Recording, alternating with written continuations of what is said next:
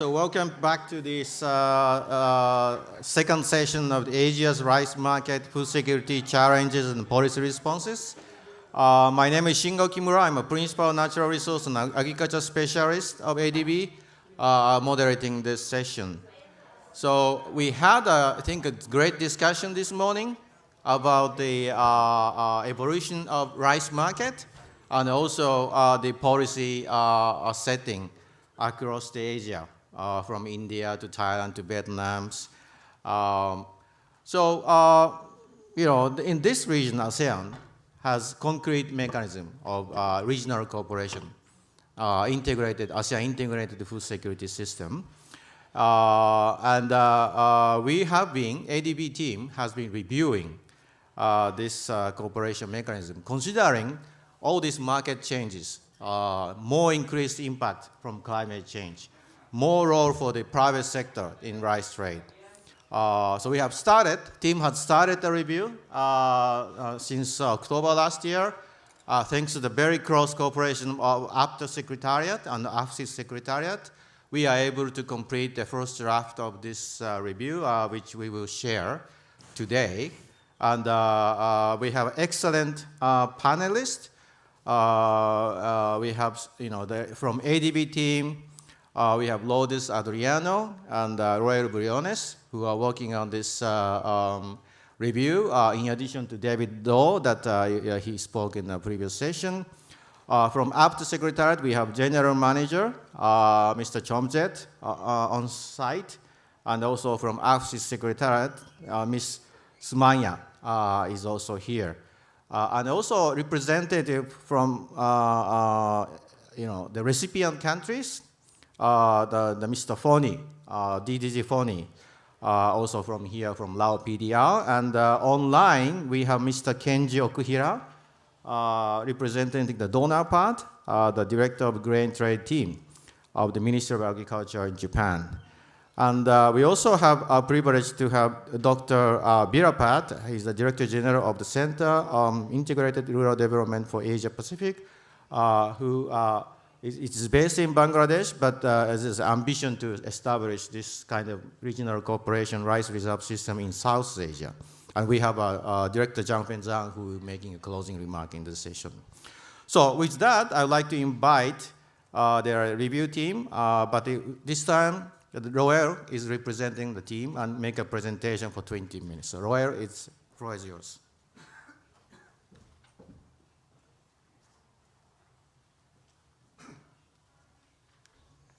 Thank you, Shingo, and good morning, everyone. So if you could please load my slides.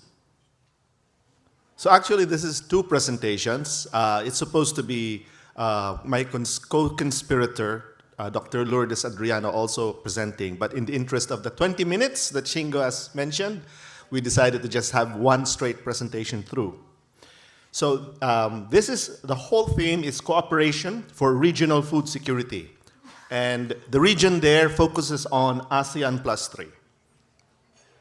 And for now, we will look at the ASEAN Integrated Food Security Framework, AIFS, which is the broad umbrella framework for food security in the region. And then the second part is the ASEAN plus 3 Emergency Rice Reserve, sort of a focus on that. So both are kind of deep dives in line with the title of this session. So again, the first part, which is the ASEAN Integrated Food Security Framework. So we're in that part of the presentation now. And we want to introduce what that is. By the way, you might be complaining later that our slides are very busy. We have to really compress a lot of very new information. But it's new information for some of you, but probably somebody like Somanya or Margaret. Is Margaret here? She already knows what's in the slides. But anyway, so I'll have to appeal to both types of audience here. So we have what is ASEAN Integrated Food Security Framework, what is Strategic Plan of Action for Food Security, and various bullet points underneath, such as the status, such as the providing an assessment, and what are some thoughts from our team moving forward post-2025.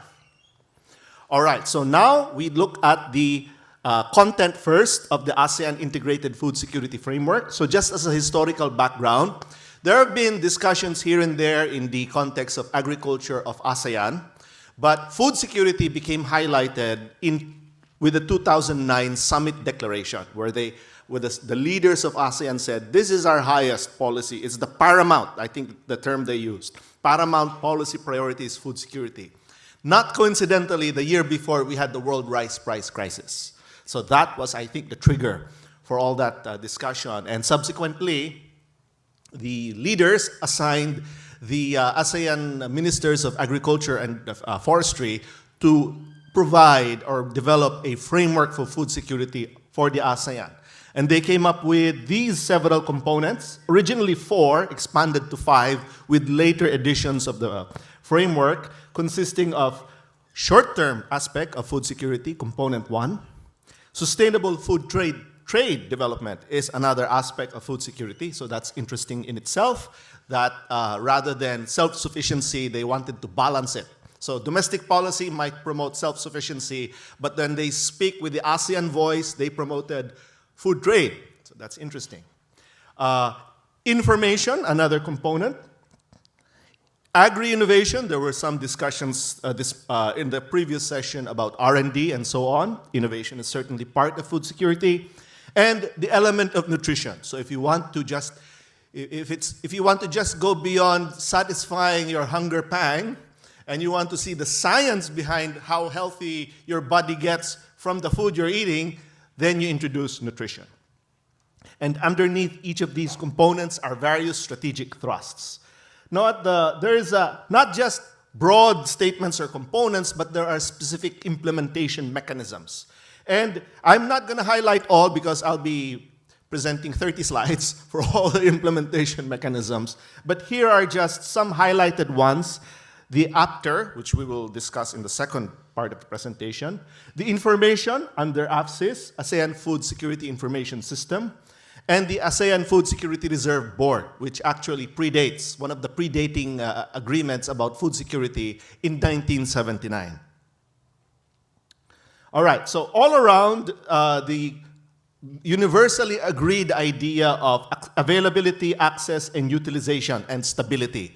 So I think this is the food summit, the definition of food security, and you can see all of the components that unpack those general dimensions. All right, so here are the progress to date since 2009, or 2000 actually, 2009 to 2013. There have been a number of phases, and here are some of the issues highlighted under each of these phases. So rather than discussing all of them, I'll just look at some broad strokes. Up to 2013, again, the stimulation for the discussion was the hype by food prices, and also very implicated there were biofuels, and also the issue of climate change. Already by then, it was already very highlighted in all policy discussions. In the next phase, 2015 to 2020, there was a growing emphasis. So we still carry over other concerns like bioenergy, climate change. We start introducing demographic structural changes, and also the need for more definitive indicators. Then came, in next phase, renewed focus on long-term objectives. So raising issues of nutrition security, sustainability, and sustainable solutions, which are then carried over in the 2022 to 23 responses. So the most immediate problems of food security of the region are the rice prices that was highlighted in the previous session. That had some global and regional actions, such as G20 Bali Declaration about export restrictions. And then in 2023, after 2009, the leaders came together and issued another statement on food security. The Declaration on Strengthening Food Security and Nutrition. So they now took on board nutrition as well in their discussion, in some details about inputs, logistics, unimpeded trade, echoing what was mentioned in the G20, and also introducing some new ideas such as the local resource-based food reserves. So now, 2023 to now we're now in 2024. We're kind of at the crossroads in deciding where to go for the post-2025 plans. So since the current SPA-FS is scheduled to end by 2025, there now needs to be renewed thinking on what the next version of the SPA-FS will be. It doesn't seem like it's going to be terminated. Oh, we achieved food security for the region, now we'll move to something else. I don't think so. I think we will still be talking about food security and making plans accordingly. The question just is, what are those plans and what is the content? And the idea is to address, in particular, mega challenges 2024 onwards. These have been signaled in these previous developments, but it's going to be probably even more severe than the ones we've already observed in the coming years. Not trying to scare you, but having a proper emergency preparedness. All right, so here is our assessment of past experience. I know maybe I primed you too much to, what do we do after 2025? But before that, let's step back a little bit and see the assessment. So we have been kind of excited with all of these components. So like in component 1, food security and immediate short-term relief, ASEAN +3 emergency rice reserve. But unfortunately, we can say compared with the ambition of the entire ASEAN Integrated Food Security Framework, even though APTERR is very active, and we'll be talking about that in great detail in the second part, they're still not fully operational, shall we say. In component 2, promoting conducive food market and trade under the AFS, ASEAN Food Security Reserve Board, the assessment is it's not operational. For the food security framework, the food security information system, yes, that's active, as we can see in the assessment, but there is no permanent mechanism for regional information base and planning related to information and data for food security. It's not yet been, it's still, in short, the AFSIS remains at a project organizational level. So for R&D, this is under the ASEAN Technical Working Group on Agriculture and Agricultural Research and Development. Wow, there's a big alphabet soup, and I'm feeling my way towards remembering all of these acronyms. They're in the midst of drafting a sustainable agriculture plan based on innovations post-2025. And encouraging greater investment in food and agri-based industry, well, that's private sector function. We left it empty because we could not identify any serious initiatives from regional action, mostly by national food investment actions. So component 4, emerging issues, not operational. Utilization of nutrition information. There's still the idea of integrating it in various mechanisms and discussions there, but it's not been operational. And as well, nutrition, enhancing food, agri and forestry policies and programs. There's a good idea and a good statement, but when we look for concrete actions, it seems to be not yet operational. So out of the 9 strategic thrusts, it seems that 7 are not operational, 2 are partly operational. So that has been the progress so far for the various editions of the Strategic Plan of Action for Food Security. And again, this is not to say, oh, lots of not operational. Let us just abandon it. I don't think that that's the way forward. It's a challenge to do better as a region. Turns out that regional action is not as easy as we think.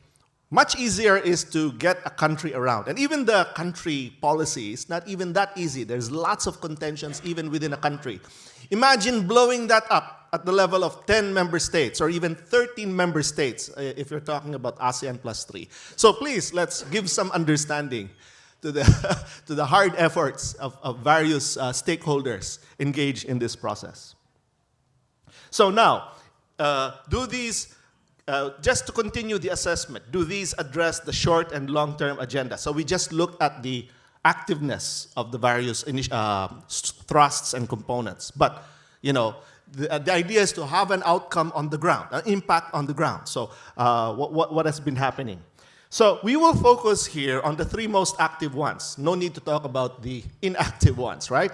So we have AFSIS, AFSRB, and the ASEAN +3 emergency rice reserves. So we have actually here a lot of activities for the AFCIS, but then because of its project status, it is difficult for this organization to lay down a long-term, because they don't even know what is the organizational format. Suppose that they said, okay, we have this long-term plan, but then somebody pulls the plug on the project because it ended, terminated, right? Then what's the point of investing so much in that plan? Who will look after and try to follow through with that plan? But there are several very promising initiatives under the AFCIS. There is now a real-time geospatial data being made available. By the way, most of these products are the actual knowledge products and databases and tools are available on the AFCIS website, very transparent organization. Similarly, the APTERR, most of the information is available on their website. But aside from that, there's this capacity building of the various information and statistical agencies that is part of the work being done by this system. So some of their outputs include early warning systems integrated with satellite information.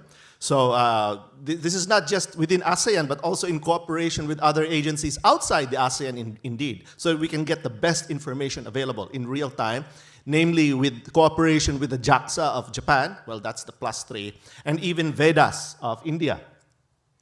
So there's now data sharing on not just agri-production, which is fairly easy to find, but also a little bit difficult to find data on stocks. Stocks of 5 commodities, major food security commodities, are available on the AFCIS website, organized into a food balance sheet. No?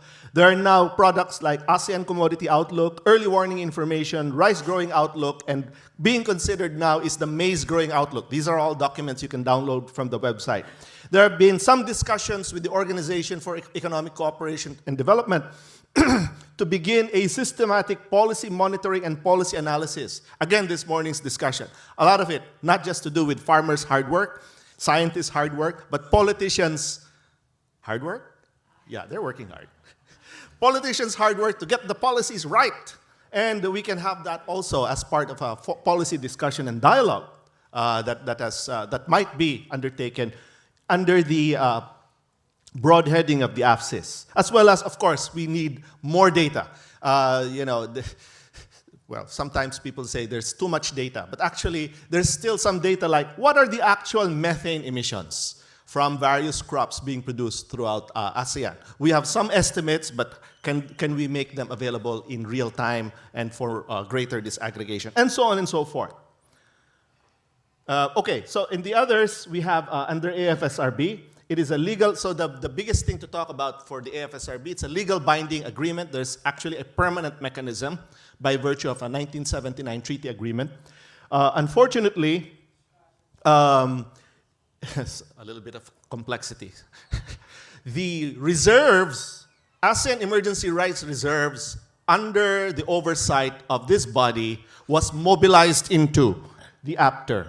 So since then, they have not been discussing the reserves because they're now being discussed under the APTERR context.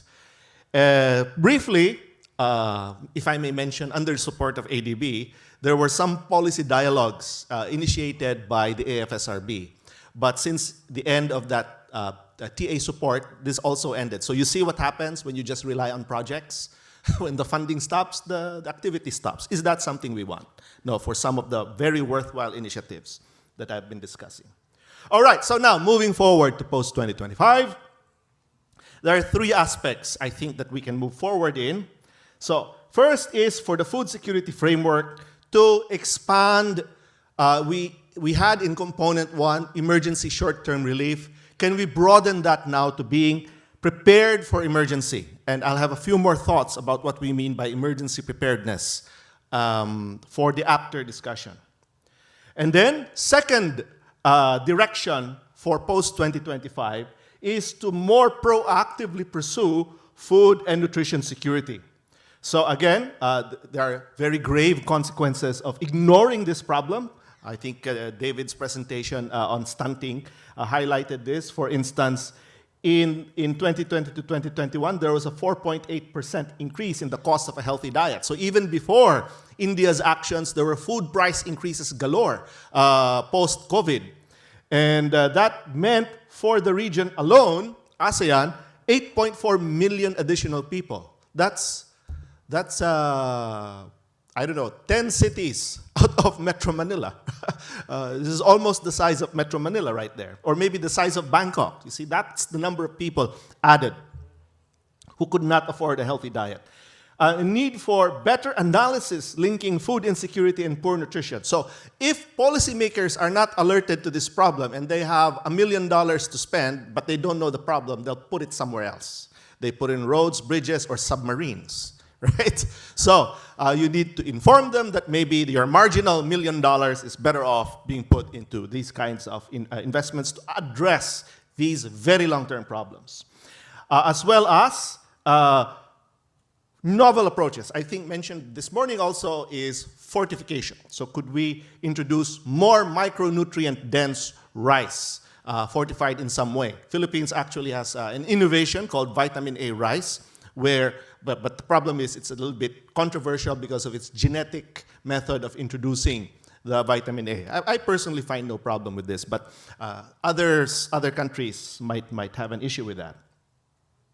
So for this, I think since we mentioned so much analysis, for AFSIS to intensify the food security data collection, monitoring, and include analysis. So if you look at their website now, they've already starting some steps in that direction where rather than just downloading data, which is already very rich, you can see some of the data being put together in coherent analysis in terms of global, I forgot the exact name, global food security warning something. You can see it in their website.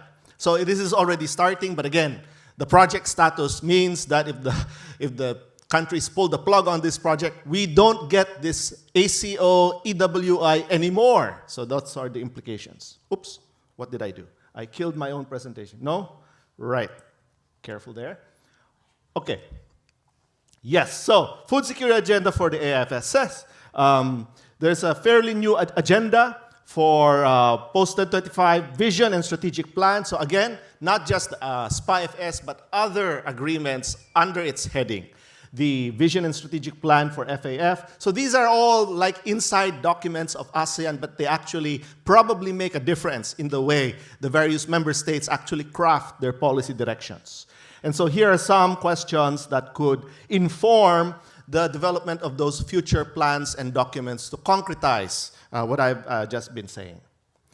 All right, so that's the first part of the presentation. Aha, you thought I was ending. The second part is the bigger part, 5 minutes. And in 5 minutes, I will deliver to you the meat of this presentation, which is ASEAN +3, emergency rice reserves.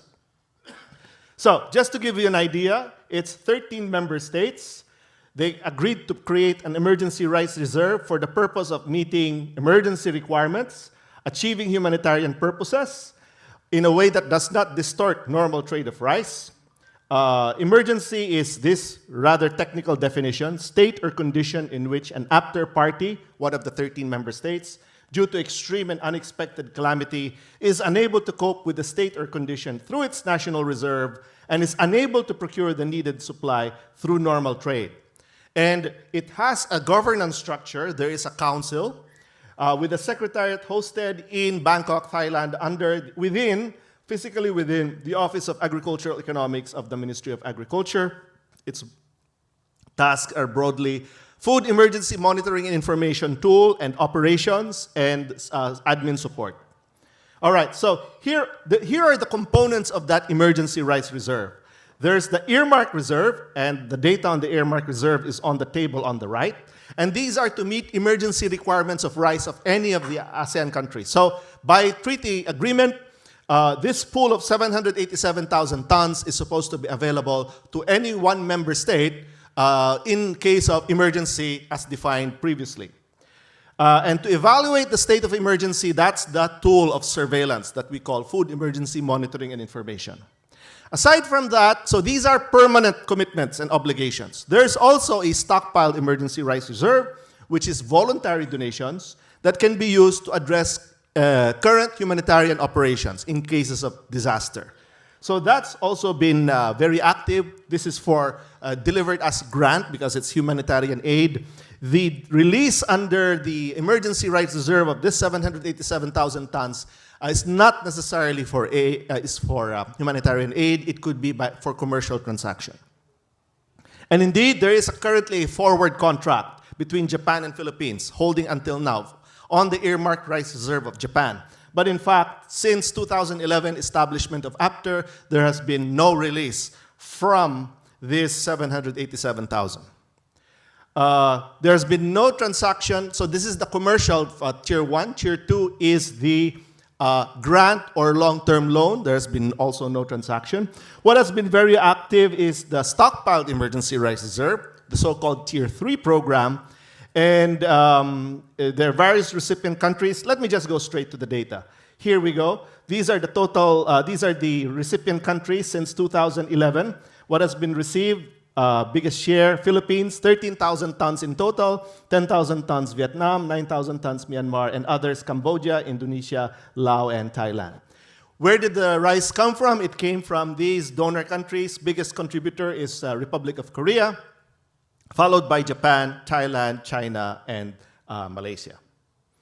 All right, so what is the assessment of this APTERR? So it's been releasing mostly as humanitarian loan. If you compare to other regional reserves, not just rice, no, grain reserves, they have been releasing in terms of loan. So this is the ECOWAS of Africa, East Africa, and the SARC of South Asia. Tier 2 has been inactive because there's been no interest from the country earmarking rice to provide the rice for free or under long-term loan. The tier 1 has not been able to release because the very stringent definition of emergency was never satisfied. So there's been no authorization for its release. So I already mentioned for the lack of responsiveness of at least the earmarked rice reserve. Also, the earmarked rice reserve of ASEAN member states, if I may argue this, is too small. It's 87,000 out of the 700,000 tons, right? And this is the more affordable rice, and that's the one that is small. So from the demanding country's viewpoint, why? Why will I contract to purchase expensive short grain rice from Japan or Korea, right? So it's just kind of just common sense. Well, we have other assessment on the stockpiled emergency rice reserves. So this is very active, but this is often moving small quantities of rice. It's subject to a smaller budget. It's easier to disburse. We have other actually previous reviews of their operations, and actually several recommendations from those previous reviews were adopted, but not all of them. And so we have a few recommendations, and I conclude with this. First, for the earmarked rice reserves, to include emergency preparedness. So if the definition of emergency is too strict, maybe you can allow releases for the purpose of prepositioning for a potential emergency. So this principle is already enshrined for the stockpiled emergency rice reserves, but it's not allowed for the earmarked rice reserves. But if we can open that up, then that could increase the responsiveness of the mechanism. Second recommendation is to increase the quantity of affordable rice within earmarked rice reserves. There are 3 steps for this. This requires a little bit of technical discussion on how it's done, but the principle is that one, that for demanding countries like Philippines, like Indonesia, to continue and follow through their interest in availing of earmarked rice reserves, the rice should be affordable as well, because that's one of the hallmarks of food security, one of the dimensions. Third is to move to faster moving, more efficient. So the literature on humanitarian aid tends to favor cash. You could designate the cash for the procurement of certain goods of humanitarian nature, but waiting for shipments from foreign countries to respond to emergencies in another country has been well known to be too slow to be meaningful in many contexts. Sometimes it's fast, but very often than not, it's too slow. Okay, so to conclude, steering ASEAN member states to a food security framework could be motivated by the fact that food security, even at the regional level, is actually a regional public good. So if you don't want to contribute because you just want to enjoy the benefits of the public good, no, then welcome to it. But if you all pull together, so that's the idea of a public good, right? If we contribute together, we will all stand to benefit, and hope this spirit animates the rest of the discussion post-2025. All right, so I think I already made the point about APSIS developing the database. APTERR remains an important food security measure, but I think there are improvements that could be made, and I've enunciated what those improvements that might be. And I have further discussions, the pointers for the panel, but unlike the previous one, I will not present them. The panel knows them. And welcome to the next part of this session. Thank you.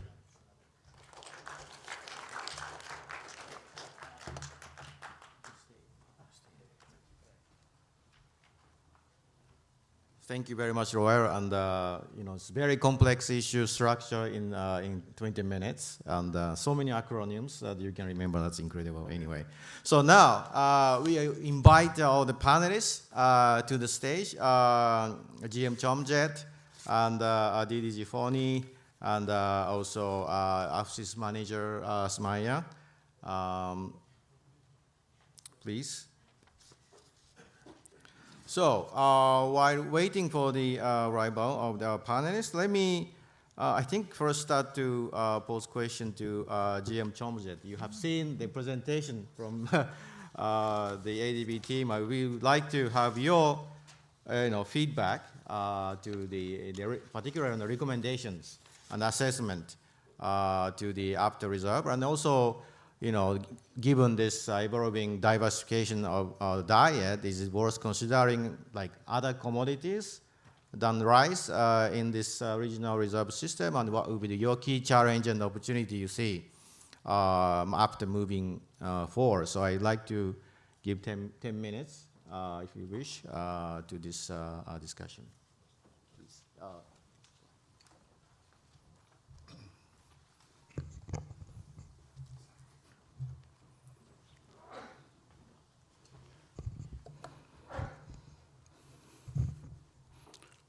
Good morning, distinguished participants, and moderator Chingo-san, and all the panelists.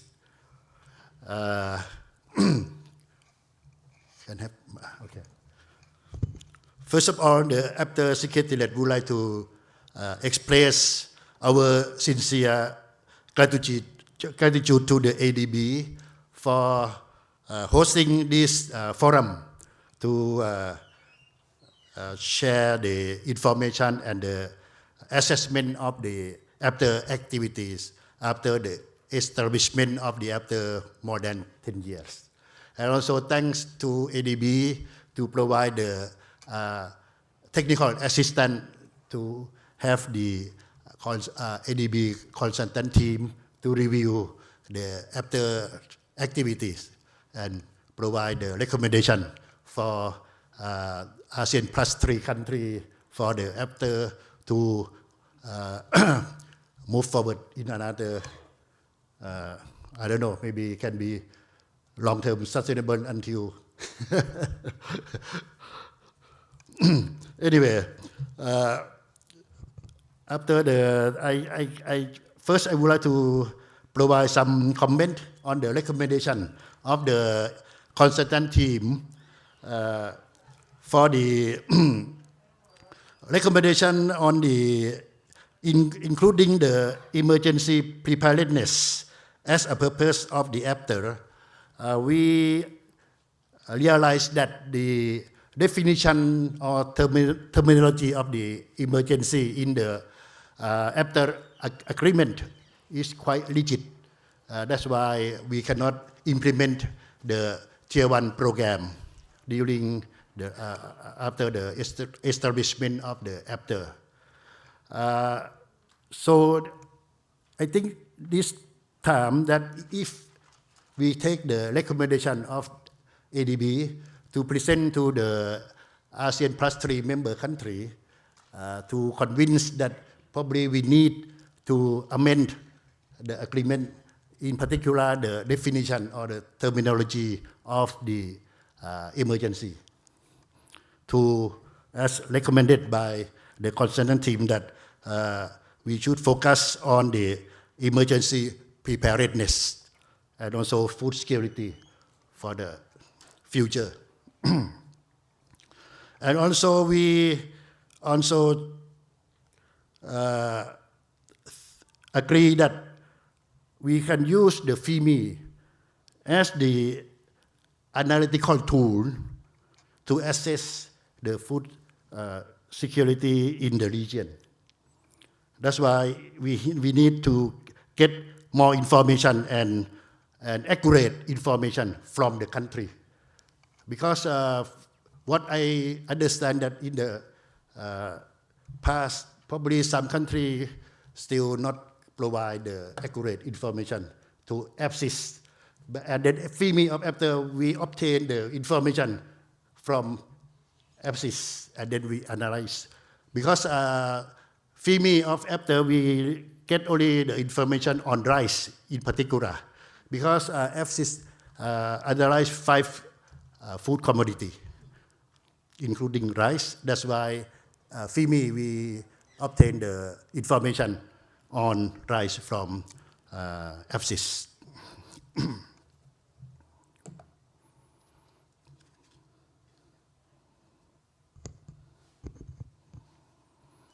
And then for the question from Chingo Sang, first, given evolving importance of rice, is it worth considering other commodity in a regional emergency food reserve? I think actually the ASEAN +3 member country of APTERR already expressed the interest to expand the commodity apart from rice. But we have to comply with the agreement that for the establishment of APTERR, we focus on rice. But in the future, if the country agreed to expand more commodity apart from rice, I think it could be possible as well. But we need to arrange how to implement that. Maybe we can have some like a listing of the commodity. Maybe rice on the primary list, and maybe secondary list could be, for example, cassava or maize, because rice is the staple food that the people, ASEAN people, can consume directly, compared to other commodity of APSIS information, like sugarcane or maize. Maize can be both animal feed and also can produce as a corn that human can consume directly. We can consider that as well.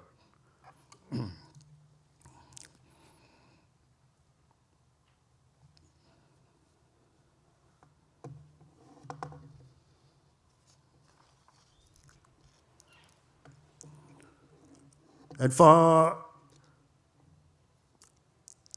the recommendation on increasing the amount of the earmark stock,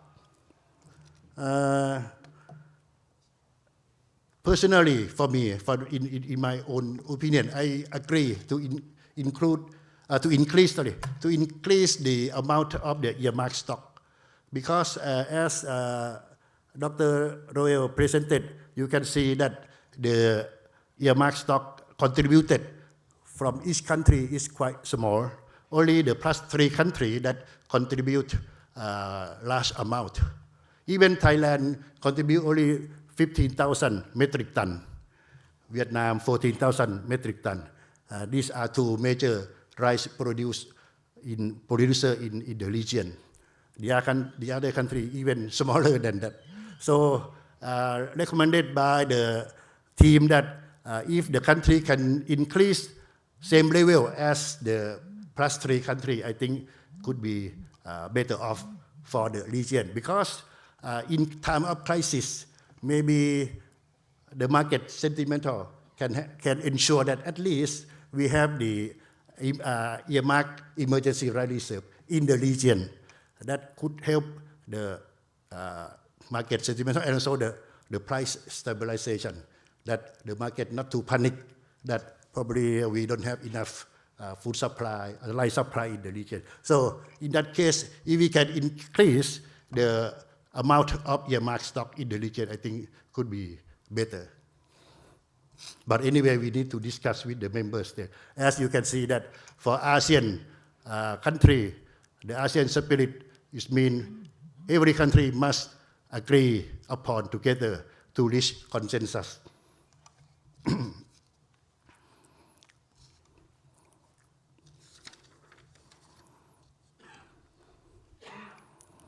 And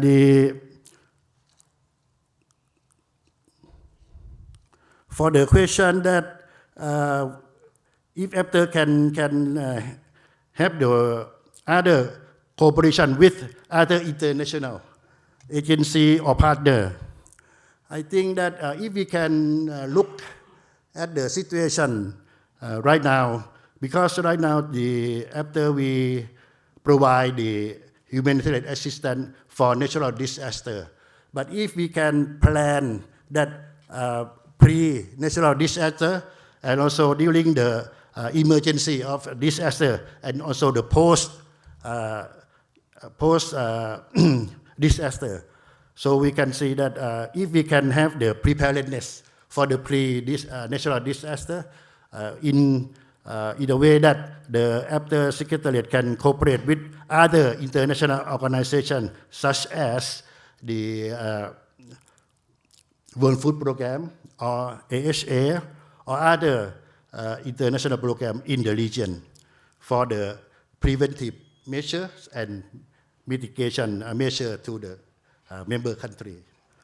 So during the crisis or during the disaster, so we can help with the affected country to provide some response.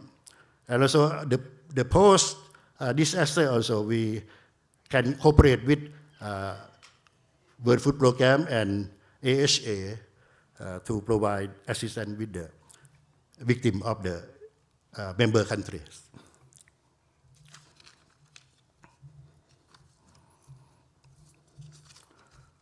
So I think I cover what the question that Chingo already asked me.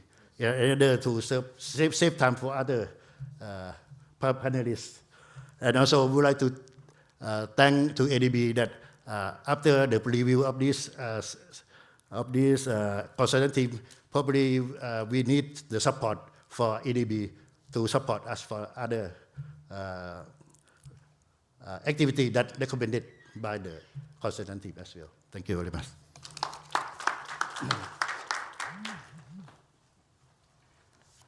Thank you very much, GM Chomjet.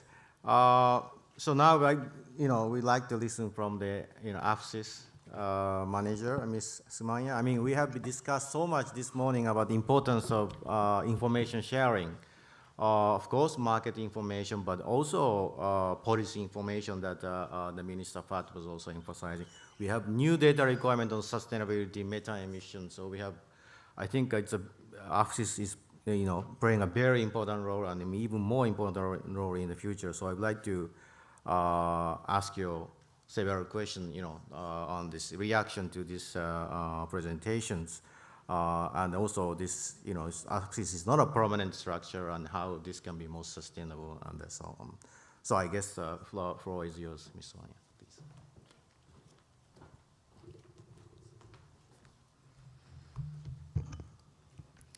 Even I have the high heel today, but I think my high is not enough. But okay, I think everyone can see me.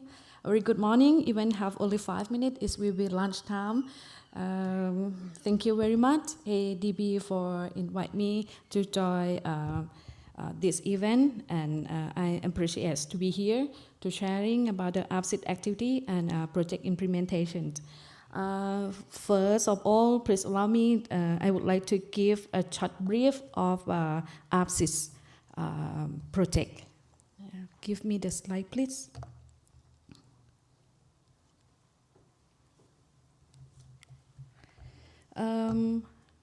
I would like to present about the APTERR. APTERR was established since 2003.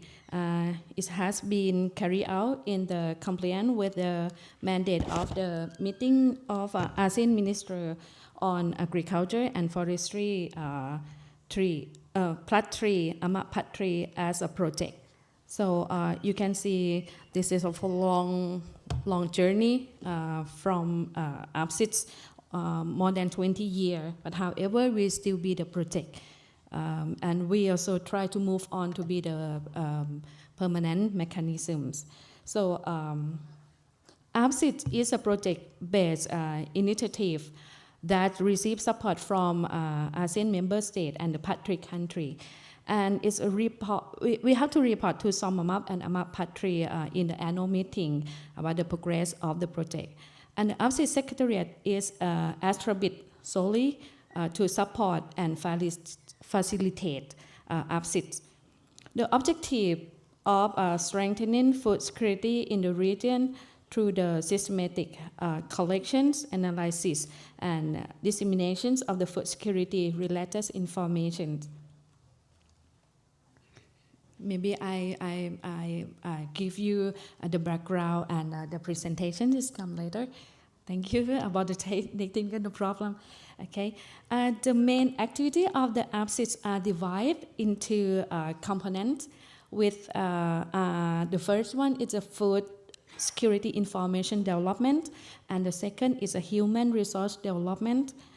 In a regional context, APTERR has been one of the various mechanisms handling food security network system to ensure long-term and sustainable food security in the region by providing food security information and analysis for the people and policymakers to have the content access to reliable information. This collaborative and cooperations among the ASEAN member state and APTERR country. Right now that I inform you more than 20 years that APTERR was established. But however, right now APTERR still be the project. And under the project status, APTERR is operated by contributions of the ASEAN member state and the APTERR country. Example, like Thailand, they contribute the cost and the workload to maintain the secretariat in Thailand. For the other ASEAN state, workload to report data and information to the secretariat, cost to attend the meeting or other organize the focal point meeting or annual meeting, they have to pay by for each country. And we also have contributions from the APTERR country. The main country is Japan. Part of the cost of the maintains the secretariat that are covered by the operational cost of the Japan Fund project. Japan will give the technical project 3 years, 4 years. So we got the support from Japan. For the Korea, they provide project. Right now we call like a real-time APTERR project, but unfortunately they cannot provide for 10 countries. They provide only 6 countries: Cambodia, Indonesia, Laos, PDR, Myanmar, Philippines, and Vietnam. And China also organized the training course workshop for 10 countries. Regarding the food security information report from APTERR, so we disseminate 3 types of the risk of the report. The first one is the ASEAN Agriculture Community Outlook, or we call ACO report, has been published twice a year, so on June issue and December issue. And the second is the ASEAN Early Warning Information, or EWI report, has been published twice a year as well on the March and September issue. So, and the third is a monthly, we call Rice Growing Outlook, or RGO report. It's a report for monitoring the rice situation that ADB team presents about the dialogue. Like we have this type of the report. And also, okay, next slide, please. Next more. Next slide. Okay. The third type of report is monthly right growing outlook. So a report situation of right growing, and also this year or under the current project of Japan, we prefer to conduct more one report like for May's outlook. So we will publish and share to people soon. Okay, next slide, please. Okay, that I mentioned, like the second component of the APTERR is human resource development. So we conduct the workshop and trainings, and we invite the member country, 10 member country, to learn. We transfer the knowledge and teach them about the new technology. Example about the satellite applications or real-time message or any technical related about statistics and agriculture. So we have several workshops per year. So I think this is a human capacity building, the main component of APTERR as well. Okay, next please. Okay, this is an example of the workshop that APTERR provide to ASEAN member country. And we also get support from other organizations. In the picture, we get support from JAXA and RESTEC. Okay, next.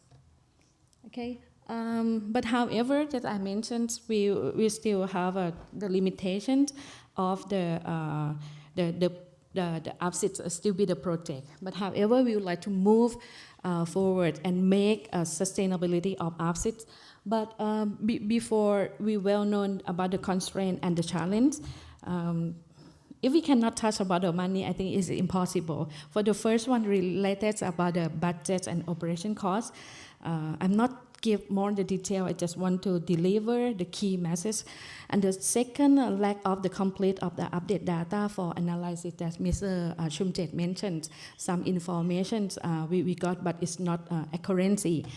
And about because the person who take response for this activity of the APTERR secretly changed in the officer who provide data to the APTERR, because this is the work as a voluntary collaboration from the member country. So sometimes we cannot force them. The data is not come on time, or maybe the quality of the data we cannot complain much. But however, we can claim the data from APTERR is official data because we got from the source of the government. So I think the data from the APTERR is really valuable, and we're very proud to share. And it's very useful. And we would like to mention about why we would like to make our organization to be the permanent mechanism. We would like to refer about the ASEAN Leader Declaration on the strengthening food security and nutrition in response to the crisis. From last year, they also said like APTERR is very important. We are to collaborate together with the ASEAN member country, and also mentioned in the declaration for the strengthen the existing role, functions, and sustainability of APTERR to provide the necessary data as well as early warning information that improve the monitoring of food price, market rate, sharing of market information, and consumer alert. So we can outline, this is the important point that we would like to encourage the member to agree to make APTERR to be the permanent mechanism. Okay, next please. Before, okay, I would like to deliver why we afford to transfer to permanent mechanism. The reason for pushing APTERR to be sustained in the future, because we know we would like to be the central light. APTERR will be the data hub for food security in the ASEAN's part 3, providing the service to everyone and collaborative effort among the efficient and reliable government agency. And also, if we are the permanent mechanism, APTERR will be able to efficient and flexibly develop a long-term operation plan, enabling continued and sustainable functioning without budget maintenance implications. Moreover, the opportunity and flexibility to cooperate with the other organizations. For financial support, increased opportunity to other funding organizations that would like to support us. But if we don't have any status, so maybe the other organization cannot come and support. And the most important thing about the activity, the capacity of building under APTERR activity for ASEAN's member country will be enhanced for more efficiency.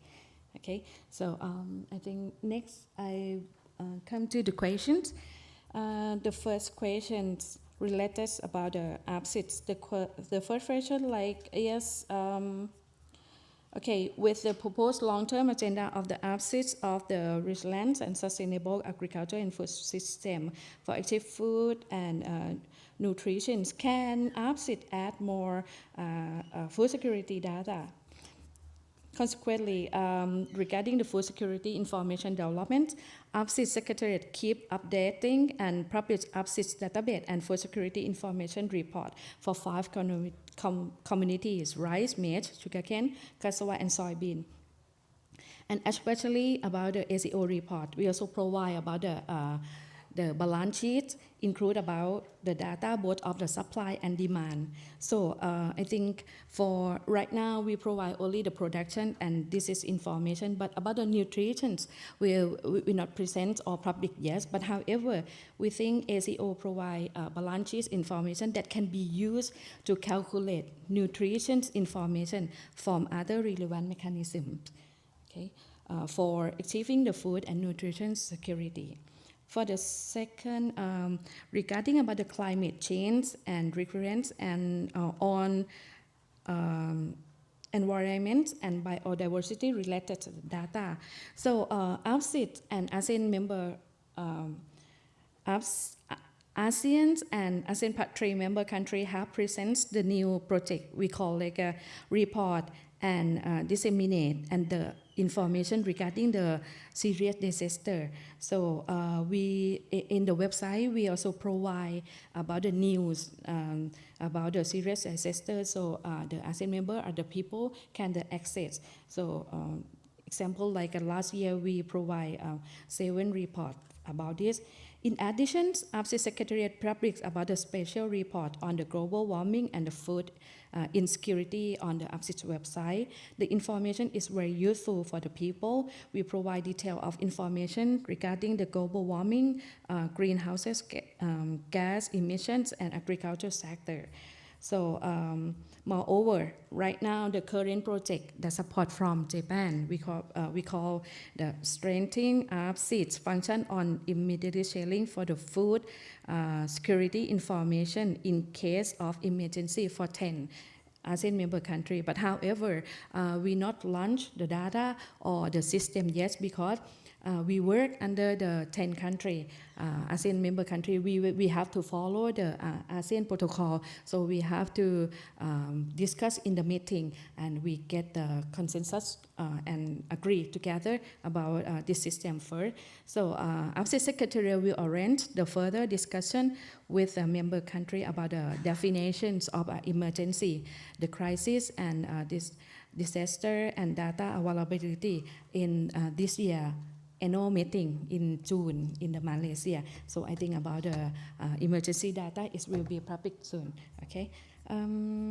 For the second question related about the permanent mechanism, I think I give the reasons why we have to put and to be the mechanism. So, but however, that I say follow the ASEAN's member, we cannot deliver like what kind of structure we would like to make the permanent mechanism, but however is under the process.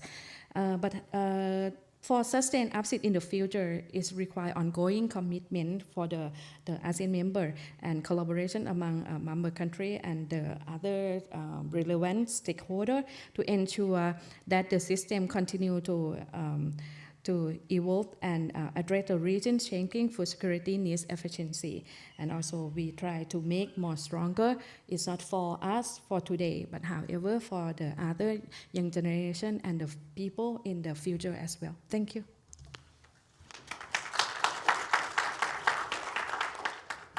Thank you very much, Ms. Maya.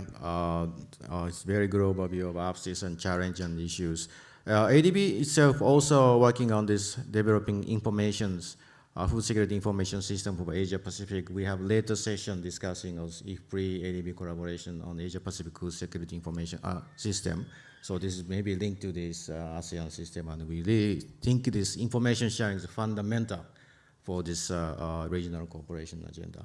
So now, next to moving to the voice from the recipient country's view, DDG Foni, I would like to also ask you your reaction to this review and also your perception of this APTERR and APSIS to your country, and also what this cross-border international cooperation measure will be needed to ensure this attainment of ASEAN food security agenda of resilient, sustainable ASEAN food system, and also how you observe this previous session on different each country's policies, importing countries, exporting countries, from Lao perspective. I appreciate your view. You just stay there or you come here, whichever.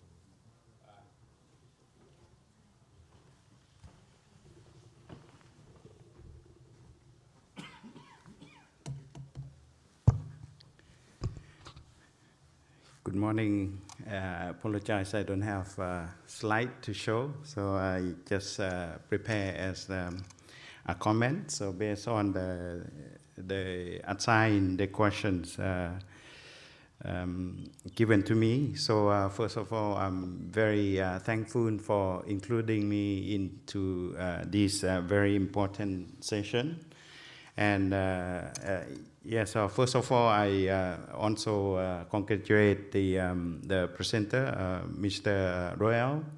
You summarize very well. I mean, you review very well in terms of the work done and the future, and the question to me also. And for sure, that first of all, I would like to share the experience as the recipient countries as part of the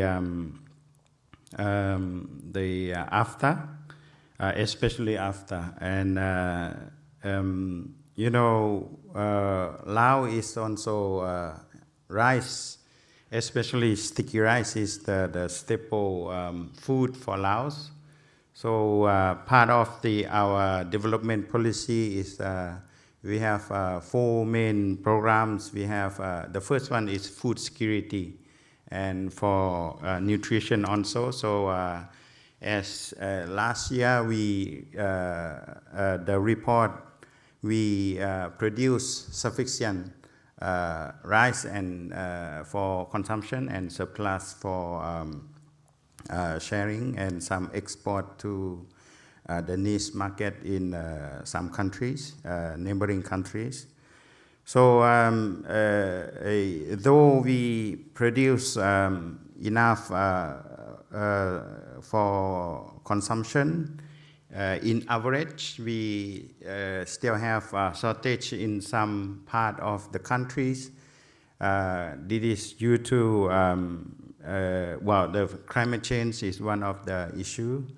The other one is linked to the transportation, where you know, and then also proper planning that we normally province to province should share or trade with each other. So some province that doesn't produce enough rice for consumption but import from other countries. One is linked to the production itself. You know, they think buying from or importing is cheaper, either from the country along the border or the province that border with their own province. And in this case, once we have the bad events like disasters, like for example, tropical, most of the time we have storm that damage and cause flood, and also damage to the road that we cannot transport the rice to them. So under the program of AFTA, so Laos is also receive support, for example, in 2022. So we have the quick response with a good quality of rice, about 1,000 ton, million ton from Korea and Japan. So we, with this donation or support, we can support or keep livelihood of the people affected by the flood in that year. And we continue to improve our own production. And then in order to improve the situation, meaning not to, I mean, to be able to give the rice or trade the rice, provide the sufficient rice inside the country. Now the government is, especially after the COVID, we experience the border blocks, and not only between the country, but also between the province. So now the government think we need to be our own sufficiency, which I'm sure that will link to the question raised for me after Royal presentation.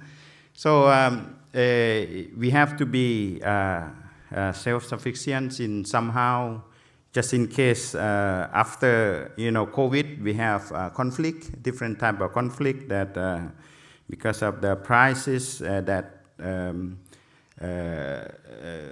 the government should rethink. So we should be able to balance the consumption or the production and the consumption inside the country. And I think come back to the tier 3 that we have donated rice is the Lao government appreciate very much, and thank you to the programs and the donation countries. So coming to the, I have 2 questions from given by Royal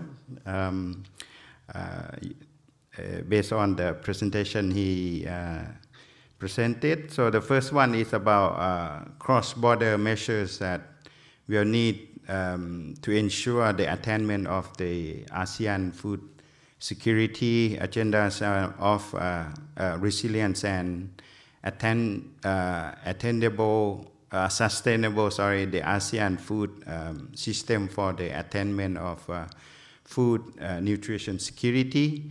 Through these questions, I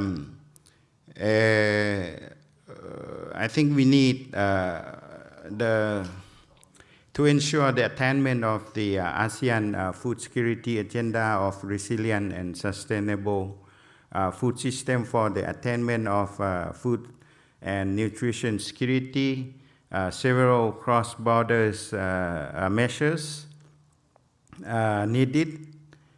Should focus on the promotion of collaboration, trade facility, and the sustainable management of natural resources. Some key cross-border measures including one is regional trade agreement that ASEAN member countries should work together toward the harmonization of trade policy and the reduction of trade barrier to facilitate the movement of the food across the borders. This may conflict with what I said about our government trying to focus on domestic production, but this can be achieved through the implementation of regional trade agreements that promote the free flow of the agricultural products while ensuring the food safety and quality standard to be met. So our second one is on the information sharing and collaboration. It is also very important. Enhance collaboration and the information sharing among ASEAN member states can help in address food shortage, also surplus and the price fluctuations. This includes the sharing of the best practices, technology, and research on sustainable agriculture practices, as well as early warning system for food emergencies.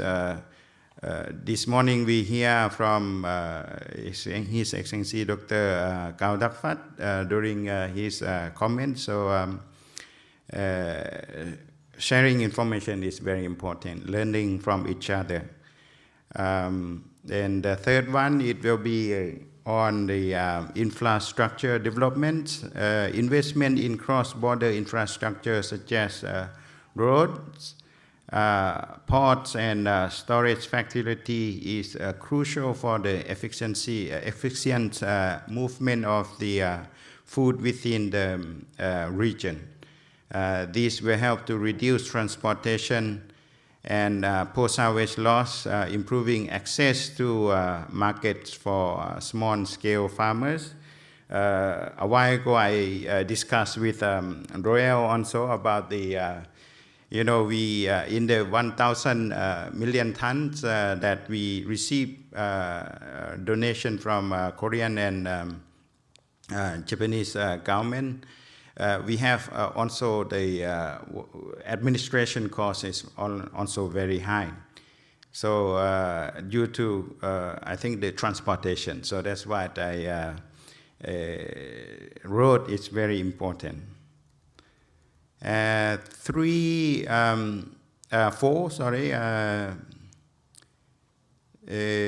Sustainable resource management collaborative efforts are needed to promote the sustainable management of natural resources, including water, land, forests, to ensure the long-term productivity of agricultural systems. This may involve the development of a joint conservation and management plan for shared natural resources. 5, climate change adaptation and resilience. Given the increased impact of the climate change on food productions, ASEAN member states should work together to develop and implement the climate resilience agricultural practices and technology. This may include the sharing the climate-related data, the development of the joint adaptation strategy, and so on. 6 is on capacity building and technology transfer. The ASEAN member countries should promote the exchange of knowledge, expertise in agriculture, research and technology to improve the productivity and resilience in food production. This can be achieved through joint training programs, technology transfer initiatives, and also collaborative research projects. I'm sure that we are doing that, but we need to continue to have more. For example, from my good experience joining the program, for example, the ASEAN +3 South-South cooperation that Laos benefit from the expertise of Philippines and with the support, the budget support from Japan, and other programs supported by also China and Korea. I think ADB is also welcome to support similar concept like this. By implementing these measures, ASEAN. Okay. So member country collectively work toward building resilient, sustainable food system to ensure food nutrition security for the entire region. So sorry for the time, and I may end my comments here. Thank you very much. Yeah, thank you very much, DDG, for me, and I think you prepare the comments to us very well. I think we would like to have in writing. It will be very useful. So please share to Lourdes and Roy and myself. That would be very useful. So I'd like to now hear from the voice from the donor side, and we would like to have Director Kenji Okuhira from Ministry of Agriculture of Japan to come to the stage. I appreciate your view with this presentation by Roy and our ADB team. Mr. Okuhira, are you there?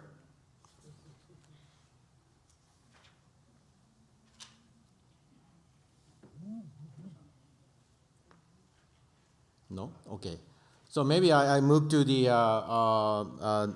last speaker, the Mr. Birapat. I think it's he's online, and I'd like to hear your perspective from the South Asia regional cooperation point of view. Is Mr. Birapat online? Yes, I'm online. Okay, Do please. you hear me okay? Yes, I can hear you very well, please. Okay, all right. Honorable moderator, the panelists, distinguished participants, Excellency, ladies and gentlemen, a very warm good morning from Center on Integrated Rural Development for Asia and the Pacific. The organization is an intergovernmental organization to promote integrated rural development for Asia and the Pacific, and it's based in Dhaka, Bangladesh, with 15 member countries, 7 from Southeast Asia, 7 from South Asia, and 1 from the Pacific. First of all, I'd like to express my sincere thanks to ADB for inviting me to attending and to attend this panelists at this session forum. I will address the implication of APTERR framework to the proposed South Asian Food Emergency Reserve, or in abbreviation, SAFER, and also respond to the 2 questions from ADB. So I'd like to share this PowerPoint.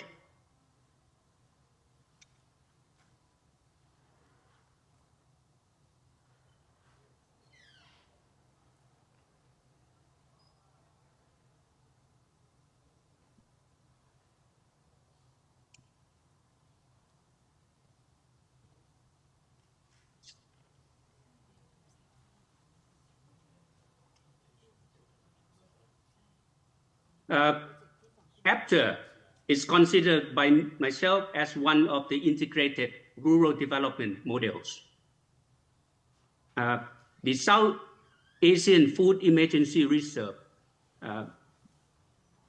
I proposed this to the Honorable Prime Minister of Bangladesh, Excellency Sheikh Hasina, in 2022 on the establishment of APTERR, and I mentioned about possibility to establish for the South Asia and also for the Asia Pacific region. And she kindly mentioned that it should not be only rice, but also cover a variety of food items. So this we keep in mind of her policy guidance. So the establishment of the food reserve among the Asia Pacific country will be based on the principle of self-reliance, which contribute to strengthen national economic resilience, as well as economic resilience and solidarity of the Asia Pacific countries and the South Asian country. As part of the SERDAP program on emergency issues on disaster management, SERDAP would like to combine its Center on Geoinformatic Applications on Rural Development with SAFER to develop decision support system to help facilitate coordination and operation plan and action among the member countries. Regard to the 2 questions, the first question is enabling a conducive food market and trade a vital thrust for achieving food and nutrition security and resilient and sustainable food system? In fact, I'm not a specialist on this issue, but we have a group of experts at SG-afnr. So we consult the expert of SG-afnr and come up with answers. We consider that food marketing and trade is a mechanism for distributing food from production directly to consumers. It creates opportunity for more consistent access to food and therefore creating and developing efficient food markets and trade, especially in South Asia, is an important strategic driver to achieve food and nutrition security and resilient and sustainable food system. And the answer to this question is yes. Only if the country is facing food and nutrition insecurity, as well as weak and unsustainable food system, mainly due to the inefficient food market and trade. Otherwise, conducive food market and trade for achieving food and nutrition security should be enabled. What to be done on food market and trade to make it conducive to food and nutrition security need to be studied, researched, and action upon. Some example of past policy to enable food and nutrition security in Thailand were the Rice Price Support Program, the Rice Buffer Stock Project, Rice Mortgage Project. And those of ASEAN and SAARC have been the ASEAN +3 Emergency Rice Reserve Program and the SAARC Food Security Reserve. With regard to the question 2, is building local reserves a policy option for strengthening the country's preparedness for economic shock? The answer is yes. Though national food reserves have been established in many countries of ASEAN and SAARC, these are costly and inefficient, especially during emergency. In Thailand, project to urge farmers group and farm cooperatives to construct small paddy and rice storage of saying 500 tons around the major rice producing area have been promoted up to the present day. And I would say yes, when talking about building local resources. I mean, we look into vulnerable communities such as food insecurity hotspot, school children in remote areas, migrant workers who are target consumers facing poverty, poor dissemination of or ineffective access to public distribution system, communities affected by climate change and related disaster on a frequent or repeating basis.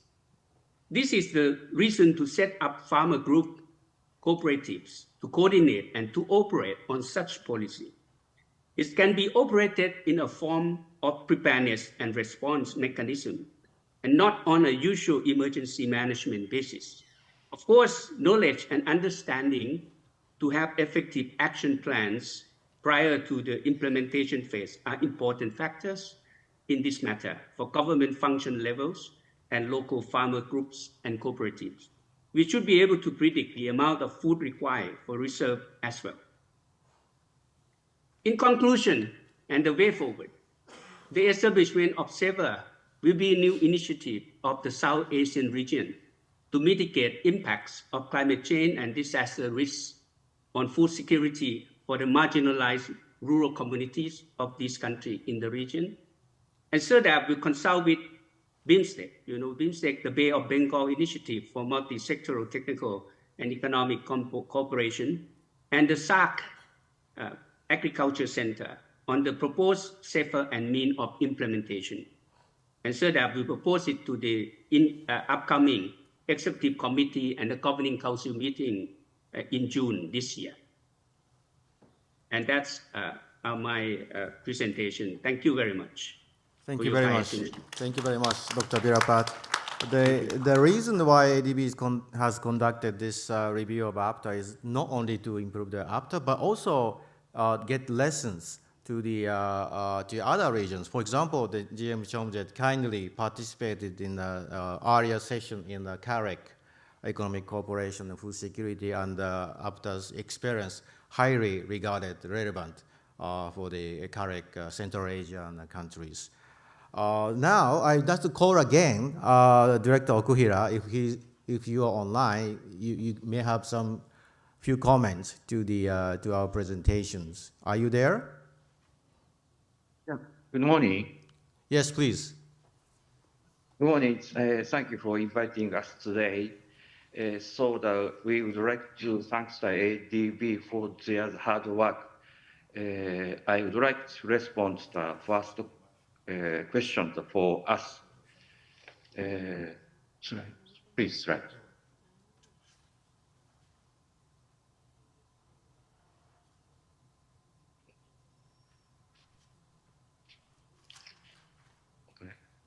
Japan has contributed more than 7,000 metric tons of the rice to Cambodia, Laos, Myanmar, and the Philippines through the APTERR Tier 3 program. Moreover, Japan has introduced new initiatives such as the black rice assistance and the school distribution program to enhance the effectiveness of APTERR activities. On the other hand, in recent years, the ASEAN region tends to face frequent natural disasters, and it is required to respond more flexibly, not only to major disasters, but also small and medium ones. In order to meet this challenge, Japan is considering to introduce new activities, namely rice storage hub project. This program aims to provide more expeditious and efficient assistance to neighboring countries which have suffered from the natural disasters by utilizing rice storage hub in the ASEAN region instead of stockpile rice in proximate recipient countries. Next slide, please.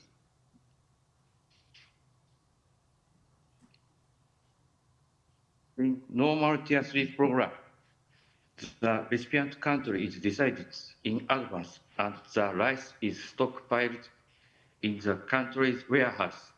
Therefore, it is usually impossible to distribute the rice in the other countries.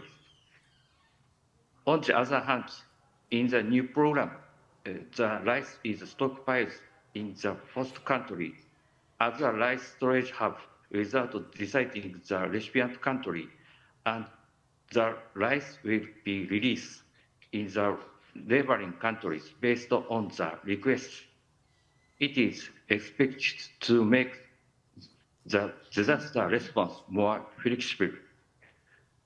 This project refers to the proposal, including in the feasibility studies report by the ADB in 2016, which recommended to establish a sub-regional hub. We hope such initiative will improve the Tier 3 program and contribute to further development of the activities. Next, please. Regarding the next question, I would like to respond to the next question.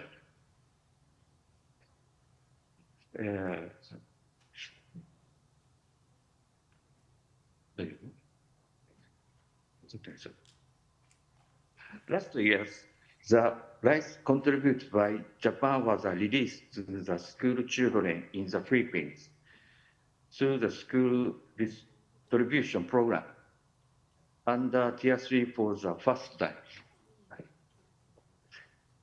We believe this initiative will contribute toward achieving the goal of the no poverty and zero hunger in the SDGs. Also, as the scale of the natural disasters in the ASEAN region tend to get larger, we believe it is important to utilize the Tier 1 program to respond more effectively. Currently, the only signed MOC for releasing Tier 1 is 10,000 metric tons between Japan and the Philippines. We believe we can enhance emergency preparedness by achieving more tier-1 cooperation. Thank you very much. Thank you very much, Director Okuhira, for the explaining very well the Japan's support to APTERR and the continued support to these initiatives. So I'm really sorry that we exceeded a lot of time. Unfortunately, we don't have time to interact with others. I think I suggest that APTERR's colleagues, all colleagues remaining this afternoon, so we can hopefully we can interact with them directly. We'd like to now invite our Director of Agriculture, Food, Nature, Rural Development Sector Office, Jiang-Feng Zhang, to make a closing remark covering whole 2 sessions this morning. So please go ahead.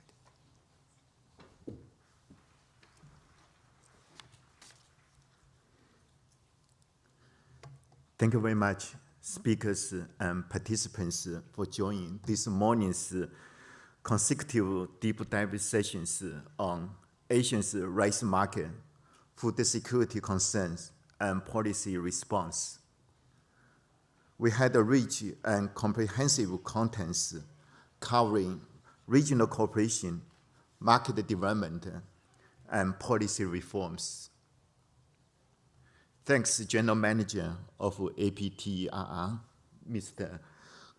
Chomjet, and representatives from ASEAN's food security initiatives, country representatives, and experts for sharing the progress and lessons learned from the country reform initiative and regional cooperation mechanism in the last decade.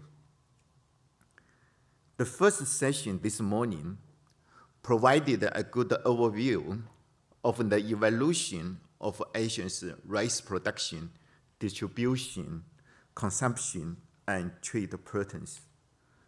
The session deliberated on how policy actions should be effectively formulated to support market stability, facilitate the effective transformation of agri-food systems, and ensure long-term food security. The second session discussed the draft report of the systematic review of ASEAN Integrated Food Security Framework and the implementation of APTERR program. I hope lessons learned from this exercise will be useful for further strengthening the function of ASEAN Integrated Food Security Framework and provide relevant lessons for developing regional food reserve system, food security early warning information system, and trade policy dialogue platform in other regions. ADB team will present the findings of this exercise at the APTERR Council meeting in Beijing in about 2 weeks' time. We believe this is the right time to discuss how this regional cooperation mechanism, market development, and policy reforms in ASEAN contributed to the regional food security in the last decade and how they should evolve, reflecting the evolving market and policy circumstances. Going forward, ADB will continue to support the policy reform program toward the more sustainable and resilient rice sector. For example, ADB supported the rice tariffication reform program in the Philippines through policy-based lending since 2020. We would like to continue engaging with the policymakers in the region to explore such opportunities for such an important issue. Thanks again, participation of country representatives and distinguished experts today. We also highly appreciate APTERR Secretariat for your close collaboration during the review. Thank you very much, everyone. Thanks.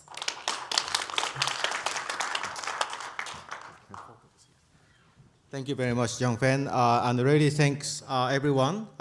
Please give again the big applause to all the panelists and speakers.